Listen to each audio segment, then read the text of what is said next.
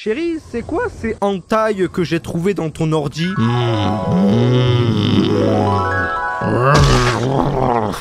Ah voilà, ça ressemblait à ça, les tentacules avec les jeunes filles. Elles étaient mineures, je crois.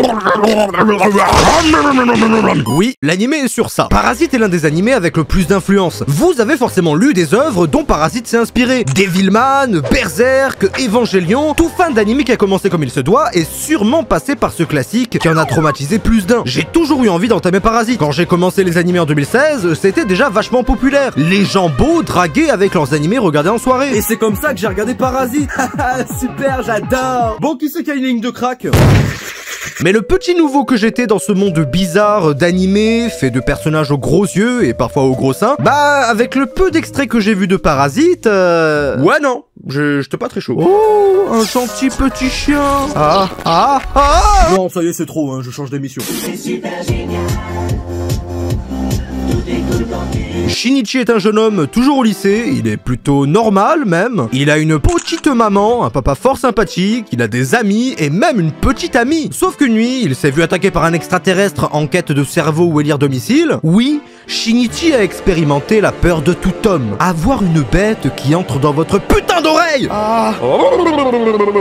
Pardon, c'est vraiment désagréable. Sauf que l'alien n'est pas parvenu à entrer dans son oreille parce que ce chien garde toujours ses écouteurs et n'est pas non plus arrivé à entrer dans son nez pour des soucis de taille ou je ne sais quoi. Ah bah je peux vous dire que s'il avait été...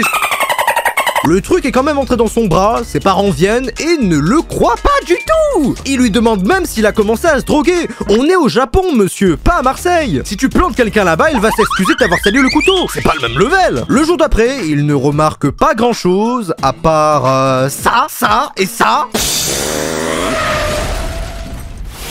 Putain, ma bagnole! Il se rend compte qu'il y a un truc qui ne va pas, et va essayer de trancher sa main lui-même. Sauf que le parasite est déjà apparu et lui explique un peu tout. Moi, être échec, main droite, retourner dormir. J'ai l'impression de m'entendre dans ces phrases, c'est beau, putain. Plus tard dans la journée, Migi, le parasite dans sa main droite, nous explique ce dont l'animé parle vraiment. Des autres parasites ont réussi à atteindre le cerveau de leur cible et à en prendre possession. C'est une vraie infection qui se propage dans le Japon, et plusieurs meurtres de parasites ont déjà été enregistrés, car ces trucs se nourrissent d'humains et apprennent ensuite à se comporter en humain. Ils pourraient donc être votre prof, votre meilleur ami, des célébrités ou des gens politiques. Donc en gros, ils se sont intégrés en société mieux que nous fans d'animé pouvons le faire. Une petite pensée aux joueurs de Fortnite qui ne peuvent pas. Et donc, ces prédateurs d'humains capables de se camoufler, de tuer en quelques secondes et de prendre l'apparence de tout et n'importe quoi, ressemblent à ça.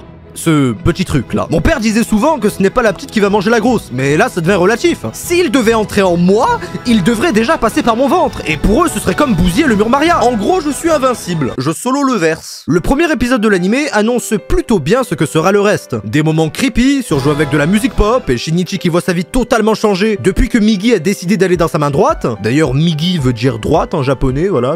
Il est fort en sport, a des réflexes surhumains, une force surhumaine, et probablement un meilleur IM que vous. À quoi vous pensiez, hein? À quoi vous pensez, hein? À quoi vous pensez, hein? Et avec les meurtres qui se multiplient, les parasites qui intègrent de plus en plus la société de façon dangereuse, et sa famille qui est tout sauf à l'abri, Shinichi est débile. Mais pas assez pour quand même comprendre que pour battre ces monstres, il faut en devenir un.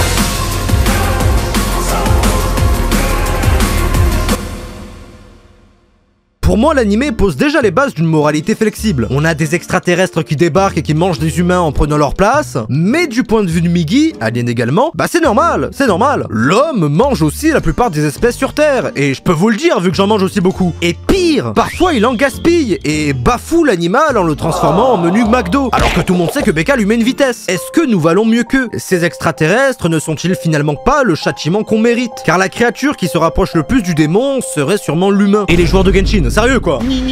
J'ai pas eu Raiden. Les vrais hommes veulent ce Raiden là. Si tu peux mettre 30 € dans des primogèmes pour des waifus 3D, tu peux aussi certainement vendre ton âme au diable. C'est pas moi qui le dis, hein, c'est la science. Vous noterez que l'introduction de Migi est des plus banales, alors que c'est loin de l'être. Et faire de l'humain et ses actions le sujet principal de tout ça, je trouve que c'est pas mal. En mode, vous voyez le mal là où il n'est pas, mais ne le voyez pas là où il est, chez l'homme. Avec un grand H évidemment. On a une réelle dualité entre Migi et Shinichi, une métaphore opposée au concept d'humanité. L'un a l'ascendant sur l'autre, mais toujours toujours de façon ambiguë. Shinichi a toute la connaissance humaine et littéralement la vie de Migi entre ses mains. Ah, Grim, sort de ce corps, putain! Alors que Migi a aussi sa vie entre ses mains. On ne s'en rend pas compte, mais c'est quand même une putain de créature qui peut tuer à tout instant. Il y a comme une peur passive qui se fait des deux côtés. Voulant faire confiance, faisant confiance, mais toujours en se doutant un peu. On veut le faire. Hélas, on se dit, mais la logique dirige principalement cet être. Mais si la logique veut ma mort, alors il est certain que Migi me tuera. C'est abominable, puisque ça crée d'emblée une empathie extrême du spectateur à Shinichi vivant un calvaire qu'il n'a pas demandé. Être en contact avec un parasite tueur qui en attire d'autres, mais surtout devoir garder cette dinguerie pour soi, garder ses peurs pour lui, la terreur de pouvoir se faire tuer à tout instant sans que personne ne le sache, c'est une peur instinctivement horrible. Mais plus horrible encore serait que sa daronne entende ces conversations depuis sa chambre.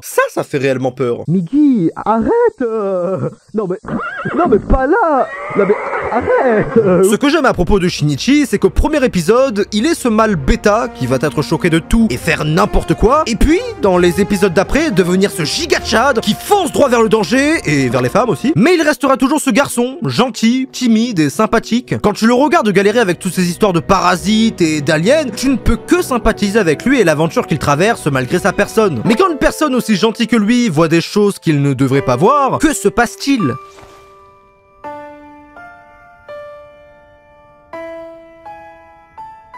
J'ai regardé tout l'épisode du robot qui meurt dans Dragon Ball. Il ne peut pas être plus traumatisé que moi. C'est dur, putain. Plein de choses se passent dans l'animé. Plein de gens meurent, plein de gens disparaissent. Mais on s'en fout. Tout ça a l'air cool. Le décor est beau, l'animation est nickel, l'action est folle. Les parasites qui se décomposent en lame ont une apparence unique. Les expressions et les teintes utilisées permettent une plus grande variété d'émotions suscitées. Tu peux faire ces magnifiques plans ou des choses perturbantes, vraiment perturbantes. On va remettre en cause et en perspective plein de comportements humains. Le dévouement, typiquement humain, mais au stade où on a un putain d'haleine dans notre main, on n'est plus vraiment étonné. Et franchement, ça fait du bien d'avoir ce recul, de se dire que tous ces trucs font ce que nous sommes, que finalement, ce qui sépare l'homme de tout le reste, c'est ça. Par contre, on devrait prendre 2 minutes pour s'attarder sur les OST, qui sont tout simplement incroyables et qui donnent la tonalité juste à chaque situation. Que ça soit triste, émotionnel, bon, sauf des fois où ça se lance un peu de façon random. Eh, Shinichi, ça va? Oui, franchement, ça va, je sais pas sur toi, ça va, je t'entends pas trop bien là.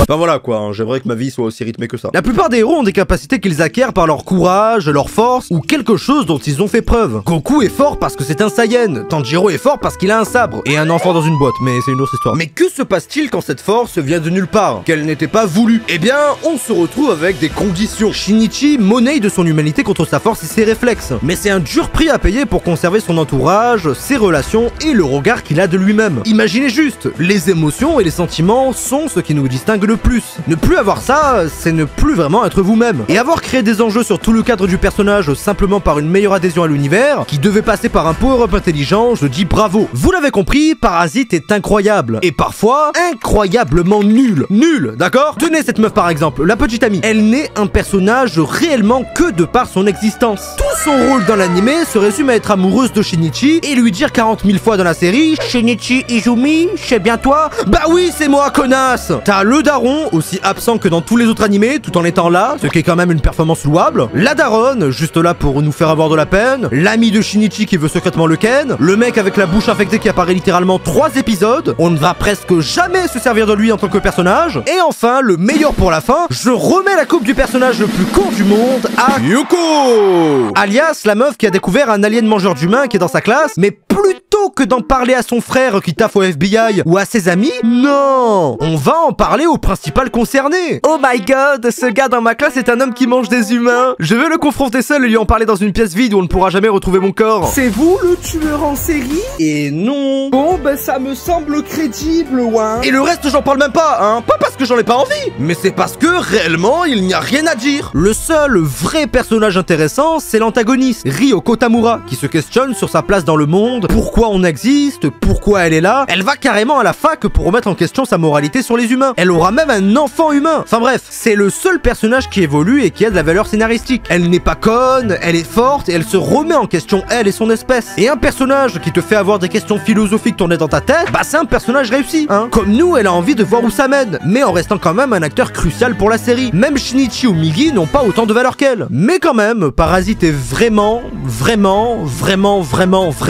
vraiment un bon animé. C'est un récit sanglant où les émotions humaines font face à l'impartialité de la raison, de la pure logique totalement éloignée de notre état de nature. Ce que j'aime bien, c'est que tu t'accoutumes et tu t'adaptes à la nouvelle façon de penser de Shinichi. Comme lui, tu finis par avoir un regard reculé sur le monde humain. Tu te mets à relativiser sur des trucs que tu ne devrais pas relativiser. Et finalement, si on laisse les parasites manger des humains, ça va en vrai. Tu finis par voir les autres humains comme étant une espèce à part entière qui fait des choses idiotes sous prétexte de l'émotion ou de sentiments aussi vagues que l'amour. Alors quand tu vois un personnage agir très irrationnellement, tu finis déjà par conclure qu'il va mourir. Car dans la jungle que nous offre ce show, il n'y a pas de place pour ça. Et c'est un peu gore à voir, j'avoue, hein. Mais c'est une preuve indéniable de l'immersion que propose la série. Par contre, les effets de son sont bien, hein. Mais ce que fait Migi quand il se déplace, c'est quoi le délire? Qui c'est qui a laissé ça passer en post-prod?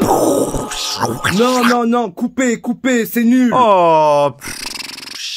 Attendez, mais c'est parfait. Hein? Au fond, ce que j'adore dans ce genre d'anciens animés de 24 épisodes qui savent commencer et se terminer, c'est qu'on prend le temps. On prend le temps de développer un scénario qui, dans les premiers épisodes, peut paraître assez redondant, mais qui, dans la suite, se révèle très intéressant, se servant justement des bases qu'a construit l'anime dans ses débuts pour mieux nous atteindre. Ryoko Tamura n'aurait clairement pas autant d'impact si la série n'était pas déjà partie du principe que c'était une ennemie, ce qui va rendre intéressant son développement, car son évolution de la morale et de la condition humaine ne donne jamais la certitude qu'elle est dans un camp ou un autre. Et ça, c'est kiffant pour le coup. Il n'y a pas de verticalité d'antagonisme. Si tu veux savoir qui sont les méchants dans cette histoire, à toi de réfléchir. Et laisser la morale à l'interprétation du spectateur qui va rebondir maintes et maintes fois par les événements brusques de la série, je trouve ça vraiment bien. Les alliés deviennent des ennemis et les ennemis deviennent des alliés, comme Shinichi ayant abandonné toute sa nature d'humain finalement. C'est rare d'avoir des animés de 24 épisodes de pure histoire grandiose, mêlée à une action de malade bien animée réalisée, des décors splendides, des personnages appréciables qui ont toute leur place dans cette biodiversité que nous propose la série, en constante recherche de réponse à des questions philosophiques mais intéressantes, avec la situation qui prime sur la réflexion. Et cet animé est une leçon, un grand recul sur ce que l'on vit, un fort point sur ce qui se passe actuellement, et une glorieuse adaptation qui n'aura jamais failli. Le discours du ministre, les questions de Ryoko Tamura, la prise de la mairie, c'est des choses qui m'auront marqué. Chaque élément posé dans cette série sera utilisé à bon escient dans la suite, chaque événement sont intrigants, passionnants, nous fait remettre en question notre vision des choses, chaque avancée, chaque intérêt montré donne envie d'en savoir plus,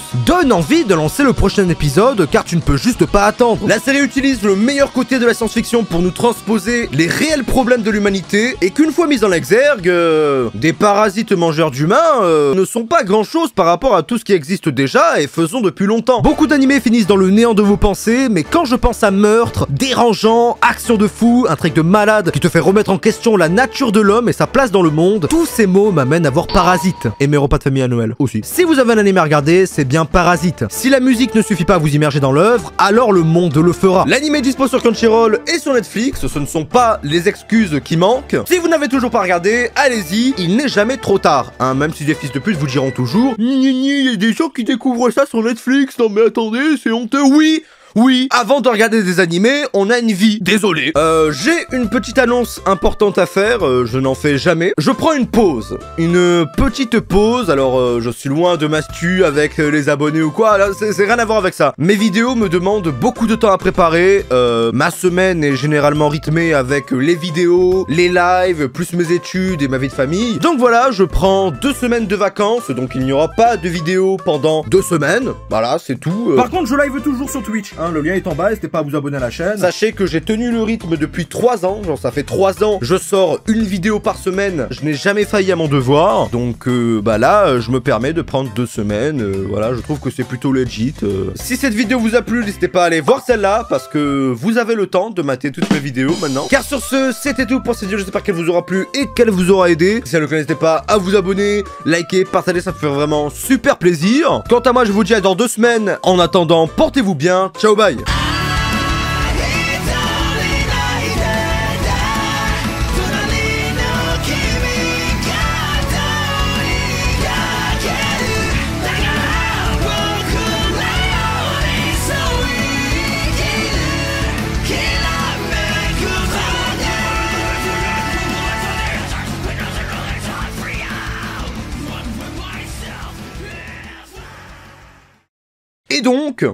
Et donc... Putain, mais il me casse les couilles à m'appeler toujours au mauvais moment. Non, Free, je ne répondrai pas.